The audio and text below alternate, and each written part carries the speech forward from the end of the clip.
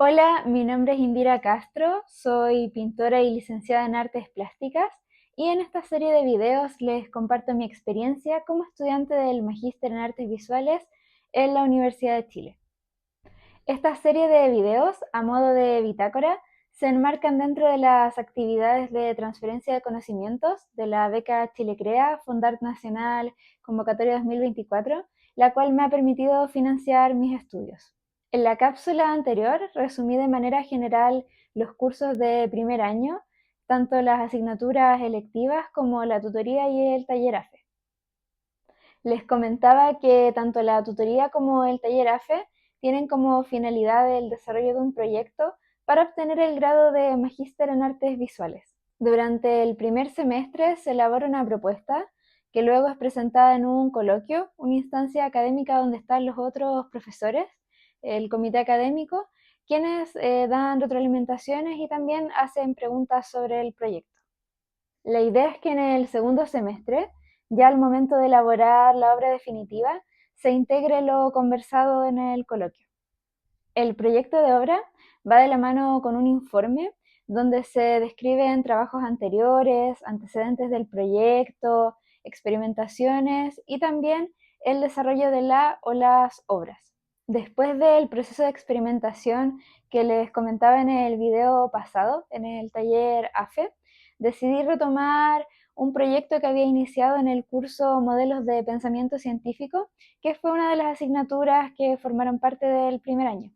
El objetivo de este proyecto era realizar una revisión de antecedentes y proponer cruces entre mapas y pinturas de paisaje. Ahora bien, primero habría que definir estos conceptos. Por ejemplo, cuando uno piensa en un mapa, pueden venir muchas imágenes a nuestra mente. Por ejemplo, un mapa mundi, un atlas, Google Maps, los diagramas de las líneas de metro, o incluso, no sé, estos dibujos que antes uno hacía para poder dar indicaciones sobre cómo llegar a un determinado lugar. Si bien hay una gran variedad de representaciones, podemos comprender de manera general a los mapas como instrumentos visuales que organizan el espacio, permitiéndonos identificar nuestra ubicación, establecer algunos puntos o lugares de interés y también planificar rutas. Mientras buscaba bibliografía sobre este tema, encontré un libro titulado La nueva naturaleza de los mapas de John Bryan Hartley, un geógrafo, cartógrafo e historiador de mapas, y en este libro se van exponiendo una serie de ideas en torno a este concepto. Por ejemplo, el mapa como una representación gráfica que busca traducir con precisión un aspecto del mundo que habitamos, como lo es el territorio. En relación a ello, los mapas también cumplen una función documental en el sentido de que permiten reconstruir y estudiar el pasado. De hecho, había una cita muy buena que decía que el mayor logro de los mapas como forma de conocimiento era precisamente el poder ubicar acciones humanas en el espacio. De manera similar al mapa, la pintura de paisaje o la representación del entorno también cumple este tipo de función documental, dado que otorgan indicios sobre modos de vida y formas de relacionarse con el territorio. Por ejemplo, en el caso de Chile, podemos tener una idea de cómo era o cómo se veía el país gracias a las pinturas de artistas como Rugendas, Alberto Valenzuela, Pedro Lira, Juan Francisco González, en fin. Los mapas entonces cumplen una función de registro, plasman el mundo conocido en distintos puntos de la historia y también los mapas se ven influidos por percepciones y formas de posicionarse sobre el territorio. Si bien existen mapas con un afán científico que buscan representar con precisión aspectos del mundo real en concordancia a una realidad empírica, también existen mapas que se concentran más en la representación de conexiones abstractas y percepciones subjetivas del entorno. En relación a ello, les comparto una cita de La nueva naturaleza de los mapas que se relaciona con este tema.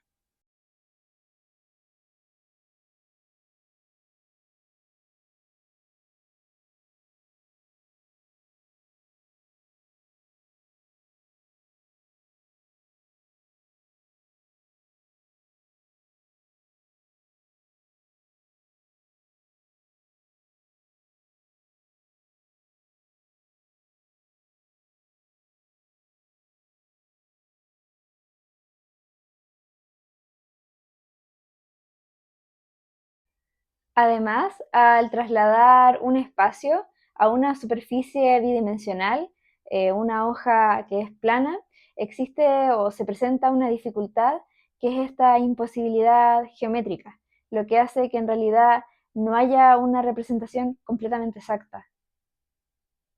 Otro texto que encontré mientras buscaba bibliografía para el proyecto fue Horizontes Abiertos sobre la historia de la imagen en la naturaleza. Una de las citas que más me llamó la atención fue esta, porque explica muy bien la diferencia entre mapa y pintura de paisaje, pese a que ambas son representaciones del entorno.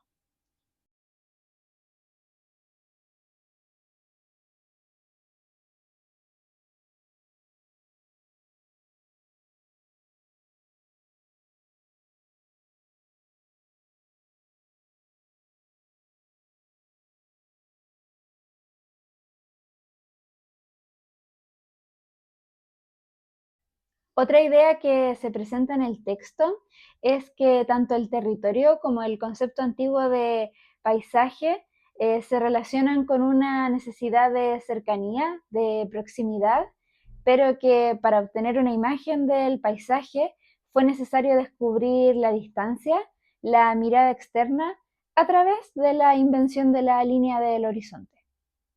Tenemos entonces, por un lado, a los mapas que nos muestran el mundo como un fenómeno visto desde arriba, lo cual permite que podamos ubicarnos y también este tipo de representación se realiza de una manera clara, aspira a esta precisión, ¿no? Y bueno, tiene esta síntesis también del territorio. Y por otra parte, la pintura de paisaje captura un fragmento del entorno, un encuadre, estableciendo en la representación una distancia entre nuestra mirada y el horizonte, dada por el uso de la perspectiva. Por supuesto, no todos los mapas ni las pinturas de paisaje presentan siempre las mismas características formales y a eso precisamente es lo que apunta este proyecto, a generar cruces entre ambas lógicas. En el fondo, que la sistematización de múltiples puntos de vista, de espacios interiores y elementos del paisaje urbano nos permita obtener o elaborar estos recorridos visuales o mapas.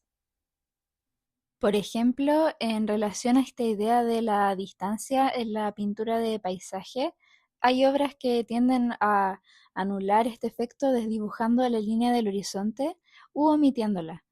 Algunas pinturas nos muestran acercamientos a determinados elementos del paisaje, generando esta sensación de proximidad. Por otro lado, existen mapas que no muestran el mundo visto desde arriba, sino que representan el mundo a partir de imágenes frontales, un fenómeno que asociamos más con la pintura de paisaje.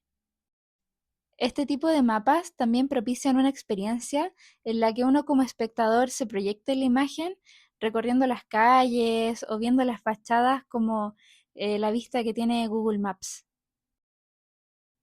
De las artes visuales, otro de mis referentes es David Hockney, especialmente estas obras donde cada fragmento captura una porción del espacio, un punto de vista distinto, generando la sensación de proximidad con los elementos que componen el paisaje.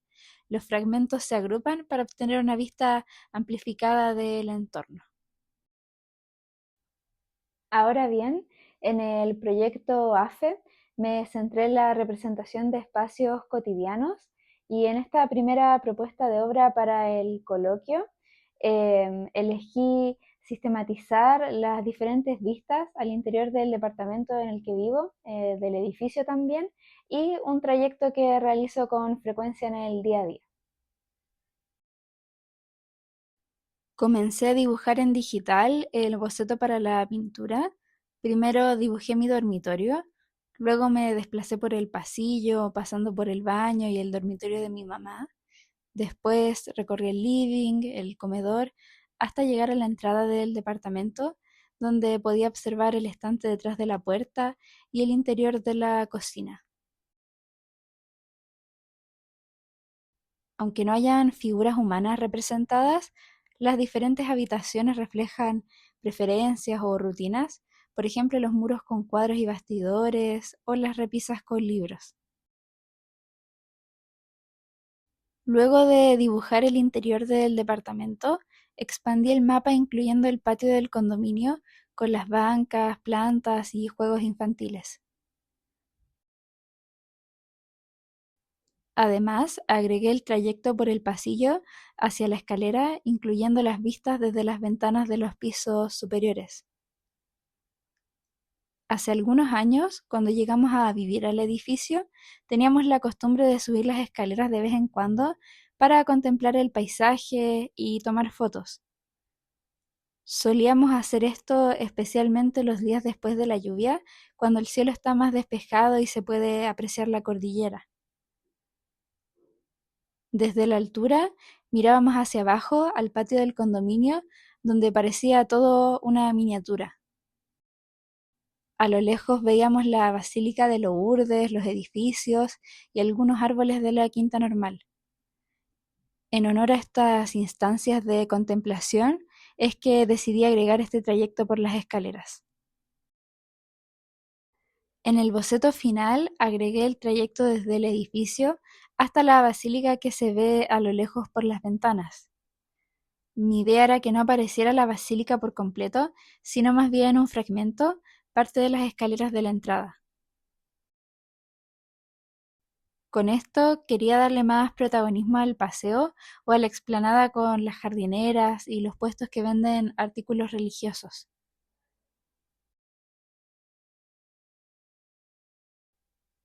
A menudo hago este trayecto para ir a la Quinta Normal o paso en bicicleta de camino a mi taller. Respecto al boceto general, cabe destacar que las escalas de medida utilizadas en este mapa son completamente subjetivas, no tienen una concordancia matemática con el espacio que representan. Lo que se pone en valor es la organización del espacio, de los puntos de vista y la ubicación de los elementos.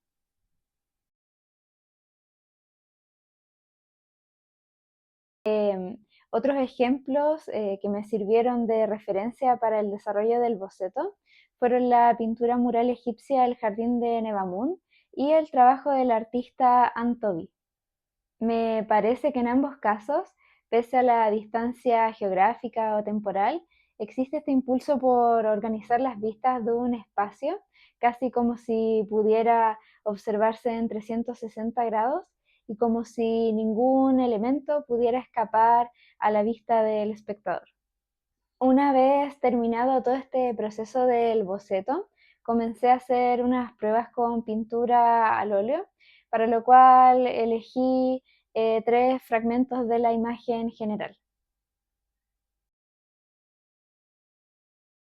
La primera pintura fue del interior del departamento. Me interesaba traducir la frialdad de los muros, dado que no llega luz natural, así que primero le di una capa de negro óptico a la tela con óleo tierra de sombra y azul ultramar. Se alcanza a ver esta capa en algunos fragmentos, como por ejemplo en los respaldos de las sillas. También quería que se notaran distintas concentraciones de material. Por ejemplo, las capas de pintura en la parte del ventanal son súper delgadas. Las hice con espátula y capas muy delgadas de óleo para lograr esta transparencia que es propia de los visillos.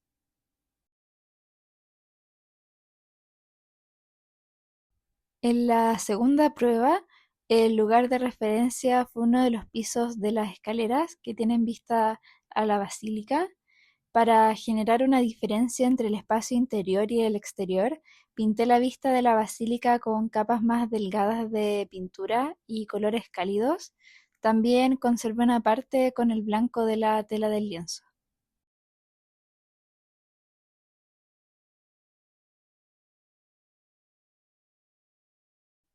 Por último, hice una pintura del patio del condominio. En este caso, utilicé una tela imprimida con tierra y sellante acrílico blanco, y mientras pintaba también fui reservando algunos espacios de la superficie del lienzo. Pese a que las capas de pintura son delgadas, la textura granulada de la tierra le da una carga adicional.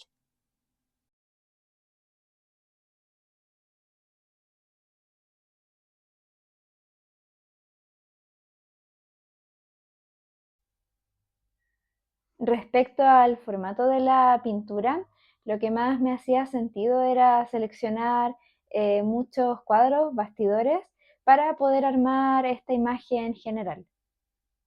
Esta solución me pareció adecuada porque refleja la forma fragmentada en la que percibimos el espacio y también porque en el fondo es la asimilación de los diversos puntos de vista de un lugar, lo que nos permite tener una comprensión del entorno.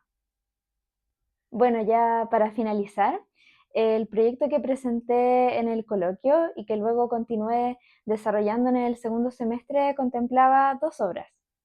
La propuesta que acabo de mostrarles, el mapa del edificio y el trayecto hacia la basílica que se ve a lo lejos, fue una de las propuestas. Y en el siguiente video les muestro la otra que desarrollé en paralelo. Si hay dudas o preguntas en relación al magíster o sobre mi trabajo, pueden dejarlas en los comentarios y yo voy a estar pendiente para responderles. Nos vemos ya en la próxima cápsula de video.